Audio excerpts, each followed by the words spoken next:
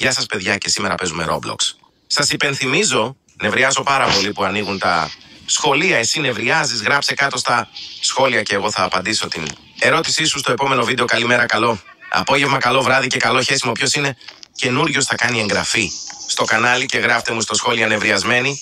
Φατσούλα, όσοι μισούν τα σχολεία, εγώ τα μισώ. Ποιο παιδί υπάρχει που δεν εσύ το σχολείο, κανένας, όλοι το μισούνε, γιατί όλη την ώρα κάνουμε 7 ώρα την ώρα. Μας βάζουν ασκήσεις, βασανίζουν στα τεστ και στις αποβολές και στις απουσίες. Καθημερινά κάνουμε 7 ώρα, 6 ώρα, 5 ώρα. Σπάνια κάνουμε 4 ώρα ή 3 ώρα. Άμα είχαμε εκδρομή, εγώ θα είχα πάει σπίτι για να κάτσω να δω τηλεόραση και να διαβάζω και κανένα βιβλίο, παιδιά. Ποιος διαβάζει πιο πολύ βιβλίο? Εγώ καθόλου. Καμιά φορά στο κινητό κάθομαι και βγάζω live και βίντεο. Σήμερα αυτό το βίντεο θα πάει πολύ καλά. Γι' αυτό κάντε εγγραφή, τα λέμε. Bye bye, καλό βράδυ, να έχουμε, καλό ξημέρωμε, να έχουμε καλό μεσημέρι. Τι καλό βράδυ.